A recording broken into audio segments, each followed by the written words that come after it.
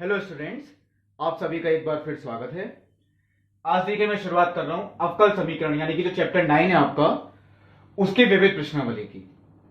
तो देखिए विविध प्रश्नावली में जो सबसे पहला क्वेश्चन आपको दिया है, ये पूरे चैप्टर का देखिए रिवीजन ही है। तो पहले एक क्वेश्चन में भी देखिए आपसे ये बात पूछी गई है, प्रत्येक अवकल समीकरण की कोटि एवं घात यदि परिभाषित है तो ज्ञात कीजिए।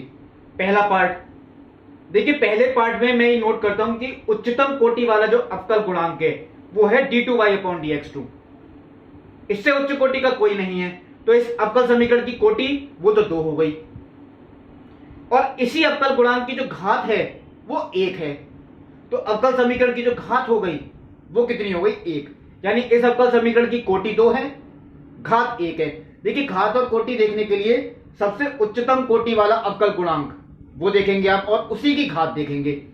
अब जैसे कि सेकंड पार्ट, dy/dx का whole cube minus 4 into dy/dx का whole square plus 7y equal to sine x. यहां उच्चतम कोटि वाला अवकल गुणांक तो dy/dx ही है, इससे उच्च कोटि का कोई है ही नहीं, यानी इसकी कोटि जो हो गई वो तो 1 हो गई। और इसी की देखिए जो पावर है वो अधिकतम पावर कितनी है? 3। तो घात कितनी हो गई? 3। यानी इस अवकल समीकरण की कोटि 1, घात 3। तीसरा part, d4y/dx4 minus sine d3y/dx3 equal to 0। इसमें उच्चतम कोटि वाला जो अवकल गुणांक है वो है d4y/dx4। इसकी कोटि है 4। इसका मतलब पूरी अवकल समीकरण की जो कोटि हो गई वो 4 हुई। अब आती है देखिए कोटि तो मैंने बता दी 4, घात की बात।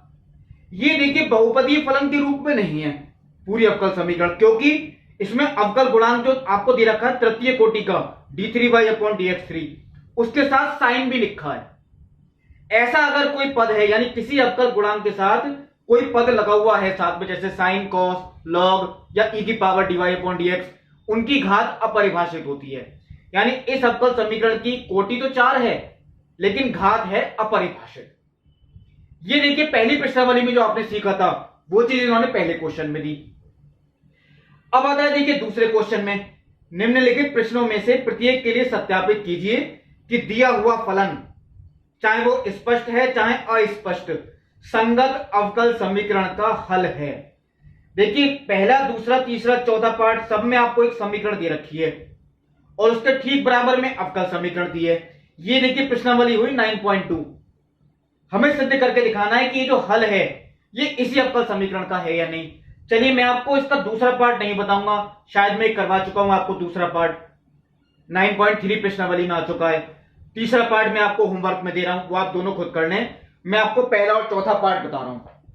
देखिए पहला पार्ट थोड़ा मैंने कर भी रखा है। ये आपको समीकरण दिया है xy equal to a e to the power x plus b e to the power minus x plus x square. मैंने इसका अवकलन किया, इसका गुणनफल नियम से ही होगा। y को ऐसे लिखा x का 1, x को ऐसे लिखा y का dy/dx, a e की पावर x यही आ गया, b e की पावर माइनस x वो देखिए ये आता है, एक्स स्क्वायर का 2x। चलिए एक बार हमने अवकलन कर दिया, अब हम दोबारा अवकलन करते हैं। इसका करते हैं तो y का dy/dx, इसका फिर गुणनफल नियम अप्लाई होगा। पहले x को ऐसे लिखा, इसका d2y/dx2, फिर dy/dx को ऐसे लिखा, x का 1, कंप्लीट हो गया। इसका अवकलन देखिए यही आ गया, इसका b e की पावर माइनस x और 2x का 2। अब देखिए मुझे इस सिद्ध करके दिखाना है जो अवकल समीकरण लिखी है, या तो देखिए एक मेथड है हम बायां पक्ष लें और वो प्रूव करके दिखाना है इक्वल टू 0 यानी कि दायां पक्ष, और दूसरा मेथड है ये पूरी समीकरण ही प्रूफ होके आ जाए। कैसे आएगी चलिए नोट करते हैं। देखिए x d2y/dx2 plus 2 dy/dx equal to, अब देखिए मुझे इसे लिखना है सही से। भले ही चलिए मैंने एक बार अवकलन किया था, समीकरण 3 भी मान सकता हूं मैं, लेकिन यहीं से एक बात प्रूफ हो जाएगी। हम देखिए इसका मान निकाल सकते हैं कहां से, ये देखिए समीकरण 1 में लिखा है। अगर हम एक्स स्क्वायर को माइनस में ले जाएं तो ये हो गया x y minus x square. देखिए इस ब्रैकेट का मान मैं अंडरलाइन कर रहा हूं, कितना हो गया, एक्स स्क्वायर को माइनस में ले जाएं तो देखिए यही ब्रैकेट तो है ये, इसका मान कितना हो गया, x y minus x square plus 2। ये लिखा हुआ ही था। इन सबको मैंने इधर लिख दिया, यानी x d2y upon dx2 plus 2dy upon dx, इन सबको मैंने इधर लिखा, माइनस के xy, बिल्कुल ठीक, plus x square minus 2 equal to 0। ये बात ध्यान रखें, क्वेश्चन आपके सीधे भी आ सकते हैं प्रूफ होके, ये वैसे सबसे छोटा मेथड होता है, और नहीं तो आप बाएं पक्ष इक्वल टू दाएं पक्ष लेके करें, उससे भी क्वेश्चन प्रूफ हो सकता है। चलिए, ये तो मैंने पहला पार्ट आपको बता दिया। अब देखिए जो चौथा पार्ट है, x square is equal to 2y square log y, ये चौथा पार्ट दिया है।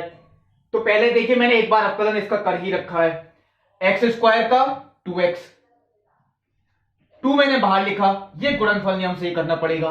पहले y स्क्वायर को ऐसे ही लिखा, log y का 1 upon y dy upon dx, plus log y को ऐसे लिखा, y स्क्वायर का 2y into dy upon dx। देखिए एक y से एक y कैंसिल हो गया, बचा क्या, y dy अपॉन dx, और ये मैंने ऐसे लिख दिया 2 log y y dy upon dx, y dy upon dx common, 1 plus 2 log y, ये बचा इक्वल टू x। ये देखिए, चलिए मैं मान लेता हूं आपको, ये आपको क्वेश्चन दिया हुआ था, यानी कि समीकरण नंबर 1, ये अवकलन करके आया। अब देखिए जो मुझे प्रूव करना है, यानी x square plus y square into D Y upon D x minus x y equal to 0, x square plus y square into D Y upon D x minus x y equal to 0। अब देखिए इससे मैं ये समीकरण लाऊं, शायद थोड़ा typical होगा, तो चलिए मैं एक क्वेश्चन आपको सही बता देता हूं। ये चीज मैंने बाएं पक्ष माना, x square plus y square into D Y upon D x minus के एक्स वाई इक्वल टू, अब देखिए मैं एक काम करता हूं, हमें एक्स स्क्वायर का मान दिया हुआ है, मैं एक्स स्क्वायर का मान यहां रख देता हूं, यानी कि 2y square log y plus y square dy upon dx minus x y equal to y square, देखिए मैंने कॉमन लिया, 1 plus 2 log y into D Y upon D x minus x y. अब इसे कैसे सॉल्व करें आगे, देखिए मैं एक काम करता हूं, यहां पर अगर हम एक y को, देखिए y स्क्वायर है यहां पे, एक y को मैंने ऐसे ही लिखा रहने दिया, तो बाकी क्या बचा, y 1 plus 2 log y dy upon dx, y 1 plus 2 log y dy upon dx किसके इक्वल है, x के। एक y मैंने ऐसे लिख दिया, बाकी जो मान हो गया वो x का ही हो गया, माइनस एक्स वाई, ये कैंसिल आउट इक्वल टू 0, और यही हमें प्रूव करना था कि बायां पक्ष यानी इक्वल टू दायां पक्ष। आप ऐसे भी प्रूव करके दिखा सकती हैं, और अगर आप प्रूव कर सके सीधा, वो सीधा भी प्रूव करके दिखा सकती है। दूसरा और तीसरा पार्ट मैं आपको होमवर्क में दे रहा हूं। अब देखिए अगला क्वेश्चन, देखिए जो क्वेश्चन नंबर आपको 3 दिया गया है, x माइनस ए का whole square plus 2y square equal to A square द्वारा निरूपित वक्रों के कुल का अवकल समीकरण ज्ञात कीजिए, जहां a स्वेच्छ अचर है। ये देखिए आपको स्वेच्छ अचर को हटाकर यानी विलुप्त करके इसकी अवकल समीकरण बनानी है। अब इसमें केवल एक ही स्वेच्छ अचर है, a वो भी, तो आपको एक बार अवकलन करके उसे हटाना है। ये यानी कि 9.3 प्रश्नावली का हुआ। मैं देखिए क्वेश्चन आपको 5 बताऊंगा, वो भी ऐसा ही है, 3 आप होमवर्क में करेंगे, लेकिन मैं जो आपको बता रहा हूं, देखिए क्वेश्चन नंबर 4, सिद्ध कीजिए कि x square minus y square equal to C x square plus y square का होल स्क्वायर, जहां सी एक प्राचल है यानी कि अचर है, वो इस अवकल समीकरण का व्यापक हल है। इसका मतलब यह है, देखिए आपको अवकल समीकरण तो ये दे रखी है, इसका जो व्यापक हल आप निकालेंगे, जो मैंने आपको व्यापक हल निकालने बताए हैं, वो आपको सिद्ध करके दिखाना है। उत्तर भी आपको क्वेश्चन में दे दिया है। चलिए मैंने अवकल समीकरण तो ये लिखी, और सबसे पहला काम मैं आपसे यही कहता हूं, कोई भी अवकल समीकरण आती है उसे हल करने के लिए सबसे पहले आप dy अपॉन dx का मान लिखें, dx को बटे में ले गए, इसे बटे में ले आए। अब ये किस प्रकार की अवकल समीकरण है, देखिए इसमें x वाले पद एक तरफ हो जाए, y वाले एक साथ डिवाइड, ऐसा तो पॉसिबल नहीं है, ये चर पृथक करनी है तो नहीं है। ये समघातीय देखिए है, x की घात 3 है, 1 + 2 देखिए गुणा में घातें जुड़ती हैं तो 1 + 2 3 हो गई, ये भी 3, 2 + 1 ये भी 3। इसका मतलब है देखिए समघातीय अवकल समीकरण है। अब इसे कैसे लिखें, लेकिन ये देखिए ये Fy/x प्रकार की अवकल समीकरण होनी चाहिए, dy/dx = Fy/x, यानी ये जो फलन है ये y/x के रूप में होना चाहिए, जो भी पद होगा या y/x के रूप में हो। अब इसके लिए देखिए क्या करते हैं, जैसे मैंने आपको प्रश्नावली में बताया था 9.5 में, x की जो भी घात होगी अधिकतम हम उससे भाग कर देंगे। x की अधिकतम घात कितनी है 3, हम x की घात 3 से भाग करते हैं। चलिए मैं सीधे लिखता हूं, x की घात 3 से भाग किया 1, और यहां पे देखिए x की घात 3 से करेंगे एक x कैंसिल, तो 3y² x², इसे मैंने y/x का होल स्क्वायर लिख दिया। यहां भी x की घात 3 से किया y/x का होल क्यूब, और यहां भी अब x की घात 3 से करेंगे तो 3y/x। ये देखिए, ये ध्यान से देख लीजिए, ये पूरा फलन y/x के रूप में है, केवल नियतांक हो सकता है, अलग से देखिए x अगर रह गया शेष, y रह गया, वो देखिए समघातीय नहीं होगी। आप लोग अब पूरी लाइन लिखेंगे, देखिए मैं यहां तो नहीं लिख रहा, यह है अवकल समीकरण dy/dx = Fy/x प्रकार की एक समघातीय अवकल समीकरण है। इसे हल करने के लिए क्या करते हैं, देखिए आपको पता है y = vx, यानी कि dy/dx = v + x × dv/dx। तो मैं देखिए dy/dx का मान ही रख रहा हूं, v + x × dv/dx, 1 - y/x की जगह रख दिया मैंने v, सीधा लिख सकते हैं, तो 1 - 3v² divided by v³ - 3v, v को माइनस में ले गए, x × dv/dx, यानी 1 - 3v² divided by v³ - 3v - kb। चलिए आगे देखते हैं, यानी x × dv/dx 1 - 3v² minus v⁴, मैंने एलसीएम लिया, प्लस 3v²,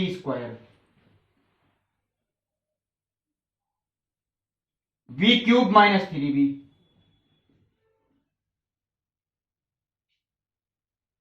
ये देखिए कैंसिल आउट हो गया।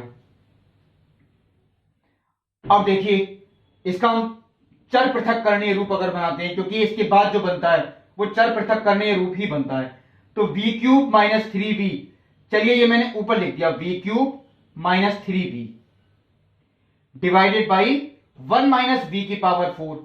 अगर मैं इसमें देखिए माइनस कॉमन ले लूं तो v⁴ - 1 हो गया, मैंने माइनस कॉमन ले लिया, इक्वल टू 1/x dx।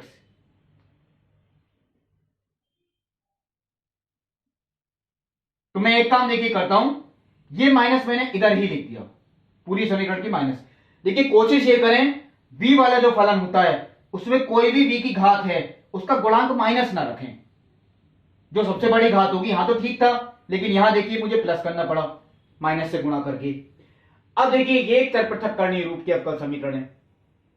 अब हम इसका समाकलन, यानी आप लोग ये लिखेंगे दोनों पक्षों का अपने अपने चरों के सापेक्ष समाकलन करने पर, यानी कि चलिए इसका समाकलन अगर हम करते हैं v³ - 3v अपॉन v⁴ - 1। अब इसका समाकलन देखिए ये तो बिल्कुल ठीक है, ऊपर v की घात 3 है, नीचे v की घात कितनी है 4, बिल्कुल ठीक है। अब इसका कैसे करें, ये देखिए मैं सेपरेट करता हूं, यानी v³ अपॉन v⁴ - 1 माइनस ये मैंने अलग कर दिया 3v upon v⁴ - 1 equal to, minus बाहर लिखा, 1/x dx। अब देखिए कैसे करें। अब आप लोग यही सोचेंगे इन्हें सेपरेट करने का क्या बेनिफिट हुआ। देखिए इस पूरे फलन को अगर मैं t मानता हूं तो इसका अपकरण क्या है, 4v³ ऊपर आ रहा है, कैंसिल आउट हो जाएगा। मैं ये स्टेप देखिए सीधे ही लिख रहा हूं, v³, इसे मैंने t माना तो dv की वैल्यू कितनी हो गई, dt/4v³। v³ देखिए कैंसिल आउट हो गया, 1/4 बाहर आ जाएगा, log t हो गया समाकलन। अब आप लोग सोचेंगे इसका कैसे करें। ये v² का स्क्वायर है, अगर हम v² को माने, देखिए 3 तो बाहर ही आ जाएगा। अगर हम v² को मानते हैं, कुछ भी मान सकते हैं, चलिए t तो नहीं मानेंगे, u मान लेता हूं मैं अगर v² को u मानता हूं, v² को, तो ये हो गया u² -1 इंटू dv का मान du डिवाइडेड बाई, देखिए v² को u माना तो ये हो गया du/2v। आप लोग करके देख सकते हैं, मैंने सीधा लिख दिया है, v² को u माना तो du/dv कितना आ गया, 2v, तो dv का मान du/2v, v से v कैंसिल आउट हो गया, इक्वल टू, ये तो सिंपल है देखिए, माइनस के log x। नियतांक चलिए मैं अभी नहीं लिख रहा, कभी log भी लेना पड़ सकता है, वैसे लिख देता हूं। चलिए मैं यहां पे मैंने log k लिख दिया है, क्योंकि c उत्तर में लाना भी है, मैंने log k मान दिया है। अब देखिए आगे 1/4 नियतांक, 1/t का समाकलन log t, और t हमने इस पूरी ब्रैकेट को माना है, तो मैं चलिए सीधा ही लिख देता हूं, log v⁴ -1 माइनस 3/2 नियतांक है, 1/x² -a², वो होता है देखिए 1/2a, a का मान तो 1 है, तो 1/2 इंटू 1 वो 1/2 log x - a बटे x प्लस a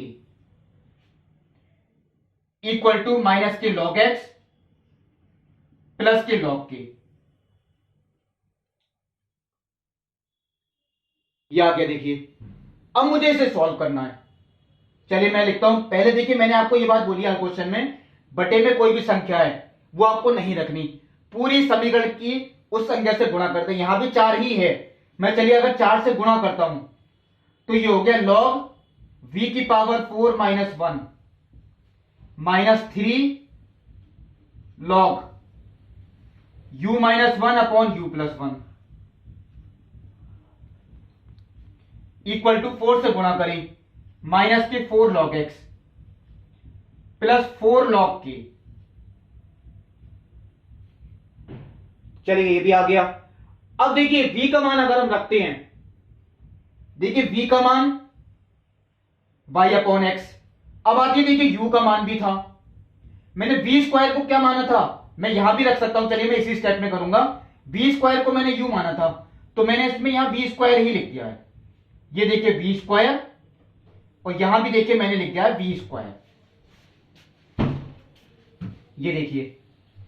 अब देखिए मुझे अगर इसे सॉल्व करना है, इसके गुणनखंड होते हैं a² - b² से, a plus b into a minus b. चलिए ये स्टेप मैं यहां लिखता हूं, log, देखिए a² - b² plus 1 into v² -1, वो चलिए मैंने यहां लिख दिया, v² plus 1 into v² -1।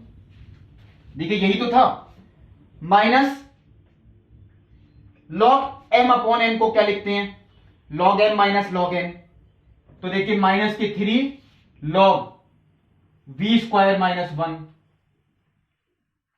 Plus के 3 log v² plus 1, log m/n log m minus log n, बाहर -3 था, गुणा हो गई। चलिए मैंने ये भी इधर ले लिया, प्लस के 4 log x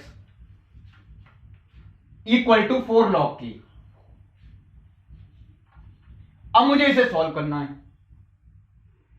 देखिए log m इंटू n, ये यही तो माना जाएगा, log m इंटू n।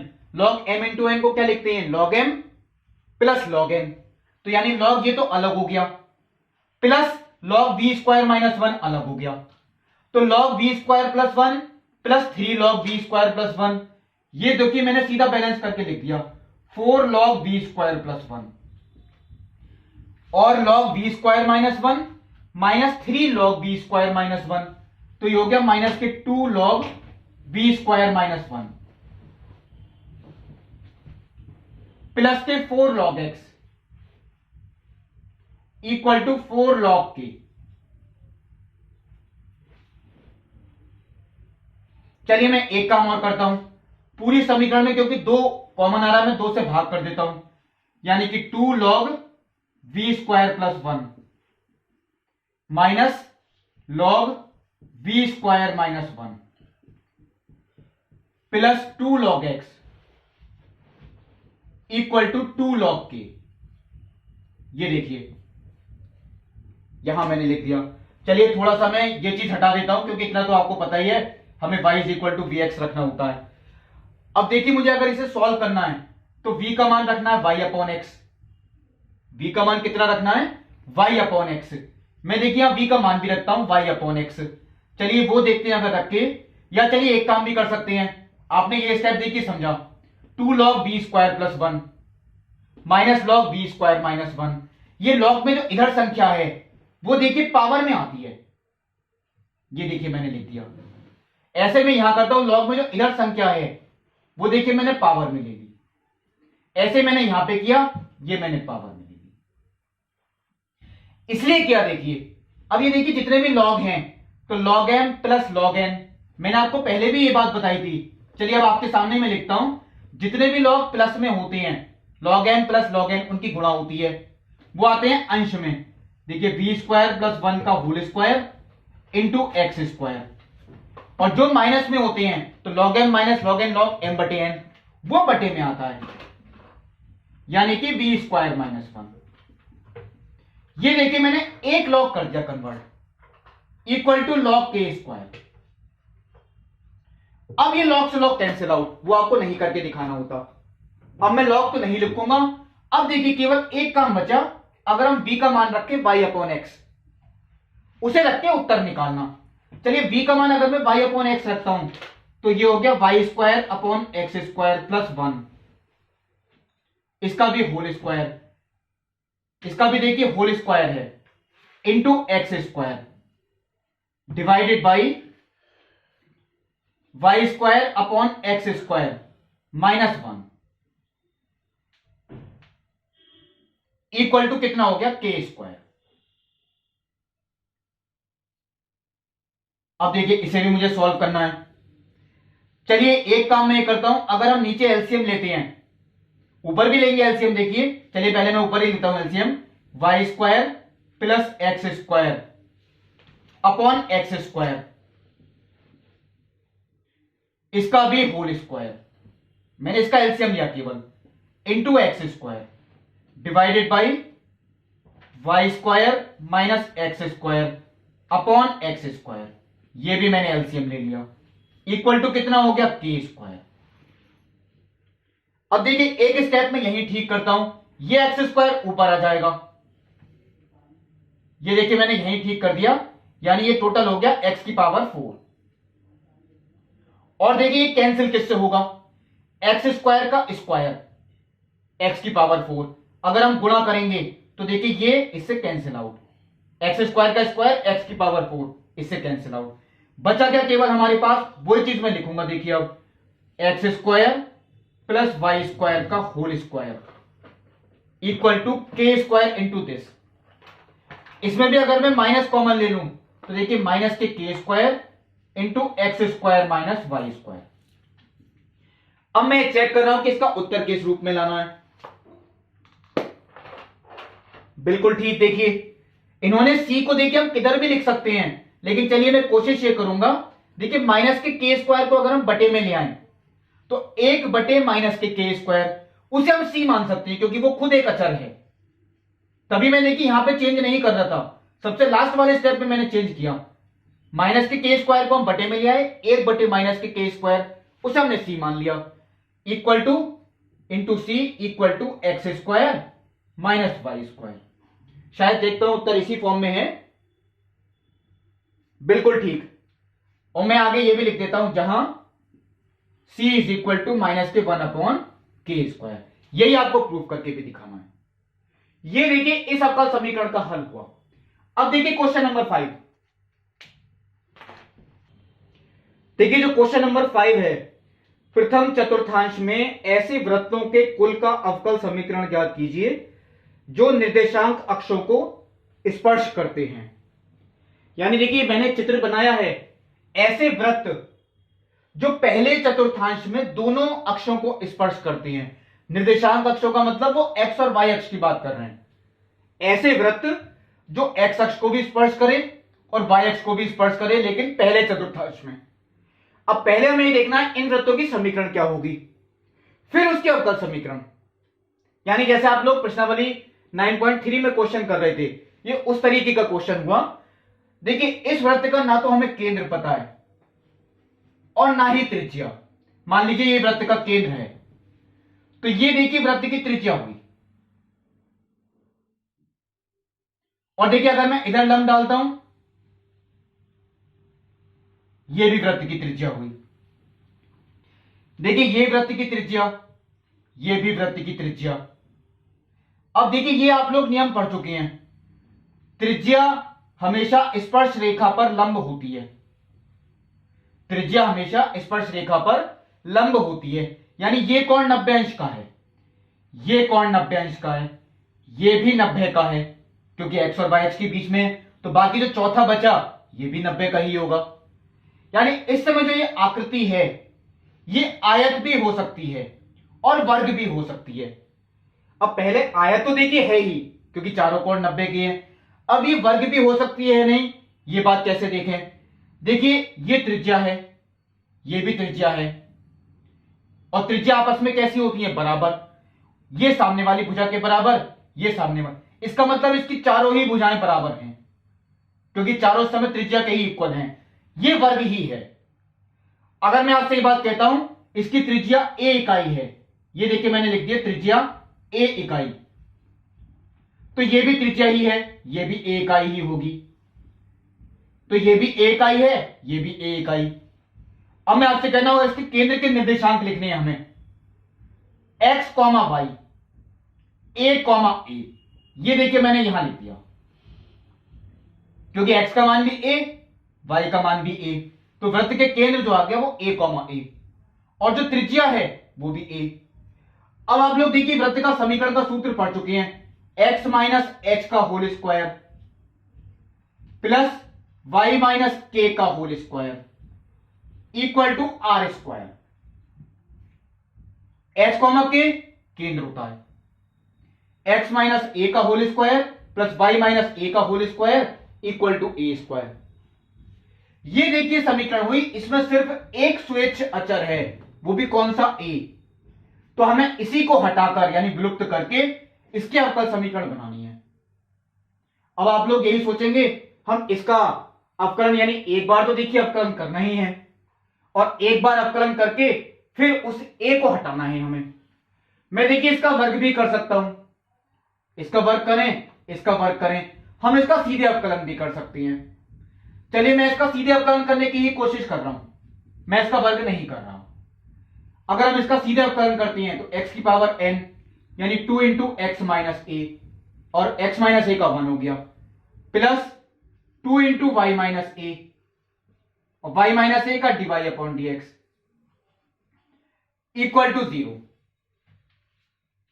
एक बार से ज्यादा अवकलन कर भी नहीं सकते हम, क्योंकि इसमें सिर्फ एक स्वेच्छाचर है। जितने स्वेच्छाचर होते हैं हमें उतनी ही बार अवकलन करना होता है, इससे ज्यादा अवकलन हम नहीं कर सकती। अब चलिए पहले मैं पूरी समीकरण को 2 से भाग करता हूं, यानी x माइनस ए 2 से भाग कर दिया, y minus A into D Y upon D X. चलिए मैंने गुणा भी कर दी, y into D Y upon D x minus A into D Y upon D X equal to 0। 2 से भाग भी कर दिया मैंने इस स्टेप में, और इसकी गुणा भी कर दी। अब देखिए ये पहली बार हमने अवकलन किया, एक ही बार करना भी है, a तो अब भी नहीं हटा इसमें। इसका मतलब ये उत्तर तो हम नहीं मान सकते, ये उत्तर तब कहलाता अगर इसमें a नहीं होता। इसका मतलब क्या है, अब हम a को कैसे हटाएं। तो कभी भी देखिए आपको लगता है अगर जितनी बार अवकलन करना होता है अधिकतम, अगर उतनी बार अवकलन कर चुके हम और फिर भी स्वेच्छाचर नहीं हटा, तो एक काम हम समीकरण 1 को ही हल करेंगे फिर इसके साथ, अब समीकरण एक को इसके साथ तो हल करना देखिए इतना आसान नहीं है।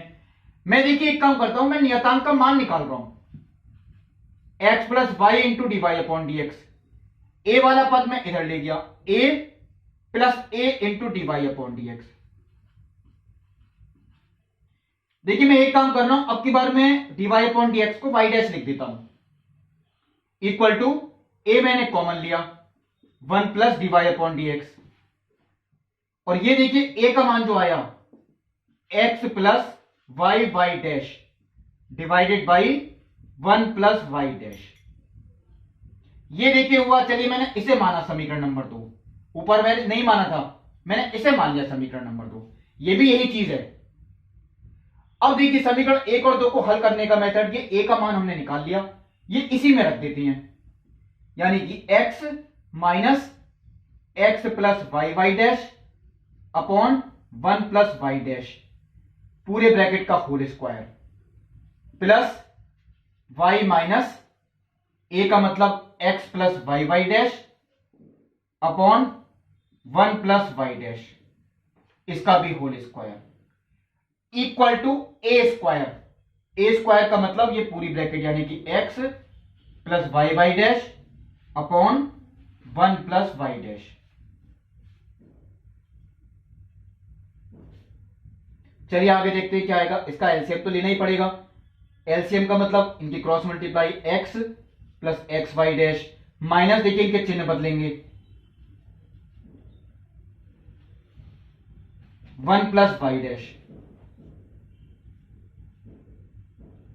प्लस y की गुणा करी तो y plus Y Y dash minus x minus Y Y dash upon 1 plus Y dash equal to, ये चलिए मैंने ऐसे ही छोड़ दिया, x plus Y Y dash upon 1 plus Y dash का होल स्क्वायर। देखिए इसमें कैंसिल क्या होता है, यहां तो x से x कैंसिल हो गया, यहां y वाई डैश से y वाई डैश कैंसिल हो गया, क्या बचा यहां पे X Y dash minus Y Y dash, इन दोनों में y डैश तो कॉमन, ब्रैकेट में क्या बचा x माइनस वाई पूरे का होल स्क्वायर। चलिए मैंने इसका होल स्क्वायर अलग कर दिया। और देखिए मैं एक काम करता हूं, इसका एलसीएम लें अगर दोनों का, तो 1 प्लस वाई डैश का होल स्क्वायर, ये एलसीएम ही आएगा। मैंने दोनों का एलसीएम ही ले लिया, 1 प्लस वाई डैश का होल स्क्वायर। अब चलिए यहां भी देखते हैं क्या आता है, y माइनस एक्स का होल स्क्वायर। हम इसे चाहे y माइनस एक्स का होल स्क्वायर लिखें या x माइनस वाई का होल स्क्वायर, कोई फर्क नहीं पड़ेगा इससे, इक्वल टू, यहां भी चलिए मैंने स्क्वायर अलग कर दिया, x plus Y Y dash का whole square upon 1 plus Y dash का होल स्क्वायर। ये देखिए कैंसिल आउट, इसलिए मैंने एलसीएम लिया।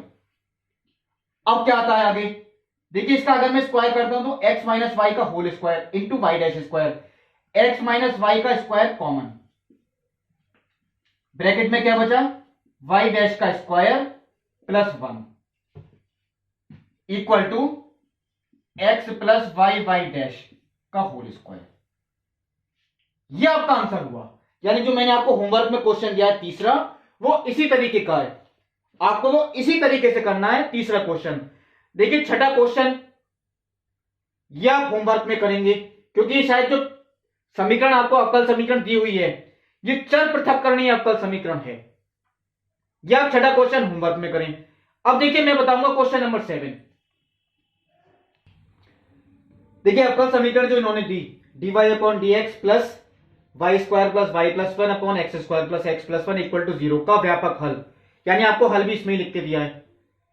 ऐसा वैसे देखिए कम ही होता है कि आपको हल भी इसमें ही लिख के दें, लेकिन ये चलिए मैं आपको बता रहा हूं व्यापक हल निकालना है। मैंने देखिए इस समीकरण को पक्षांतर करते हुए ही लिखा, यानी इक्वल टू, ये मैं पूरा पद माइनस में लिया है। अब देखिए ये बात तो यहीं से ही नोटिस हो जाती है, ये समीकरण एक चर पृथक्करणीय अवकल समीकरण है, क्योंकि इसमें y वाले पद dy के साथ हो जाएंगे और जो x वाले पद होंगे वो हो जाएंगे dx के साथ।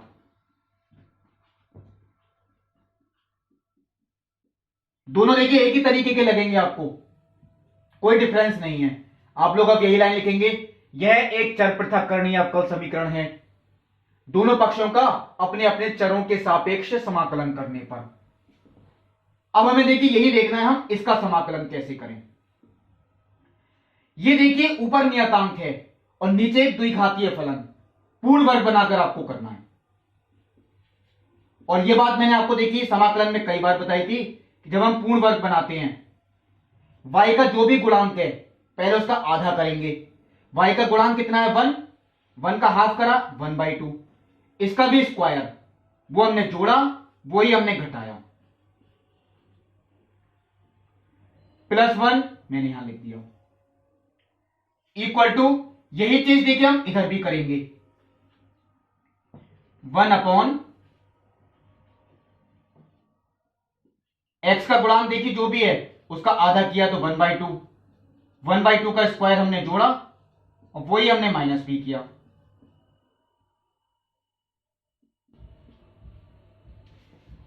अब देखिए ये पूर्ण वर्ग है, जो शुरू के 3 पद हैं a² + b² + 2ab, यानी कि a + b का होल स्क्वायर, और 1 - 1/4 3/4, 3/4 को क्या लिख सकते हैं √3/2 का होल स्क्वायर। चलिए मैं इधर भी देखता हूं, -1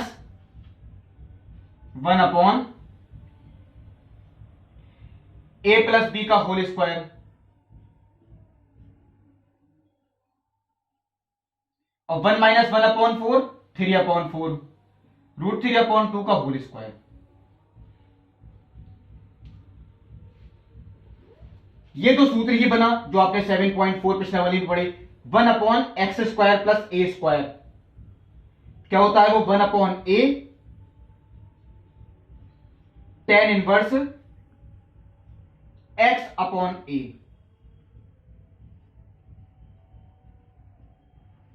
यही सूत्र देखिए इधर भी लग रहा है, 1/x² + a² का 1/a tan इनवर्स x/a।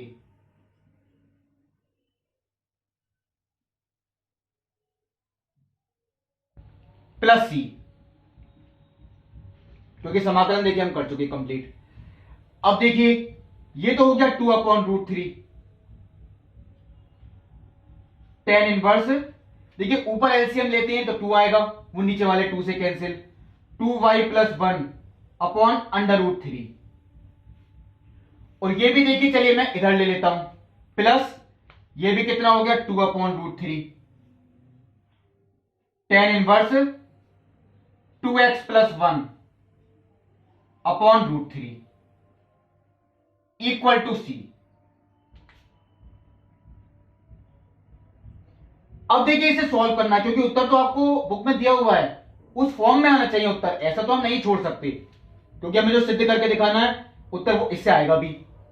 सबसे पहले मैं एक काम ये करता हूं, 2/√3 अगर हम इसमें कॉमन ले लें वो जाएगा देखिए इसके बटे में, 2/√3 इसके बटे में जाएगा, यानी कि हमारे पास केवल देखिए ये बचा tan inverse 2y + 1/√3 plus tan inverse 2x + 1/√3 equal to 2/√3 देखिए मैंने कॉमन लिया था, वो क्या इसके बटे में, यानी कि √3/2।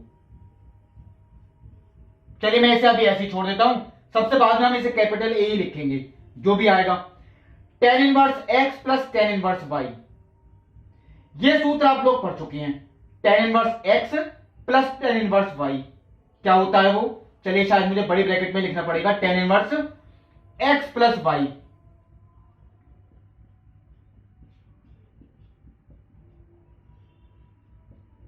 Upon 1 - x × y।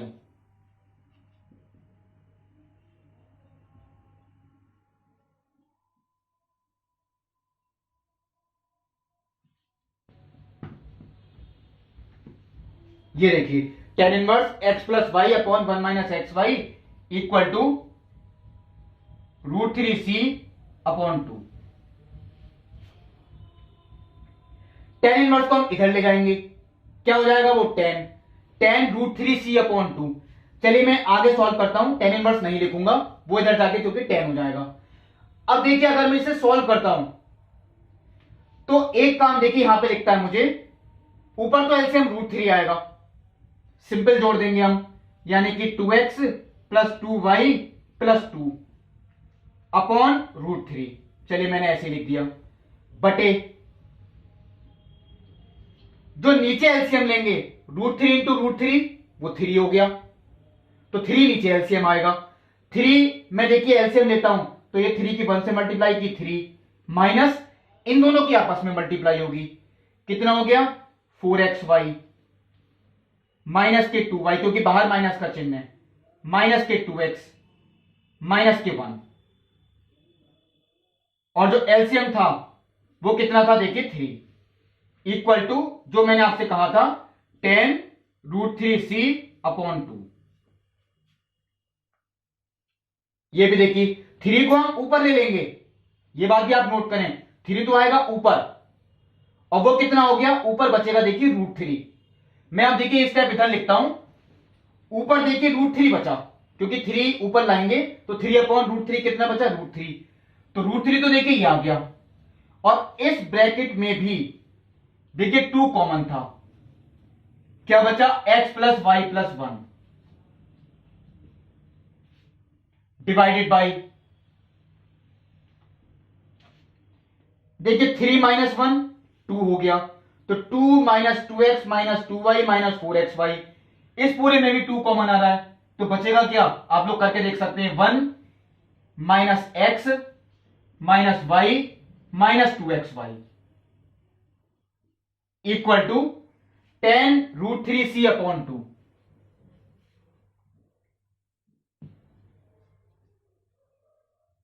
टू से यहां 2 भी कैंसिल हो गया, √3 को हम अपॉन में ले आएंगे, यानी √3 को अगर हम अपॉन में ले आए, चलिए मैंने इसी स्टेप में कर दिया, तो यहां हो गया 1/√3 tan√3c/2।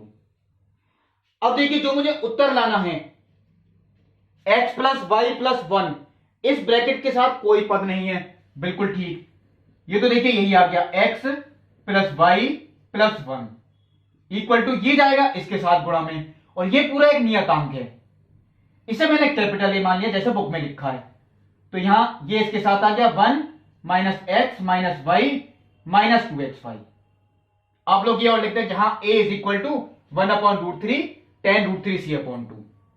इस अवकल समीकरण का देखिए जो व्यापक हल हुआ वो यही हुआ जो हमें सिद्ध करके दिखाना था।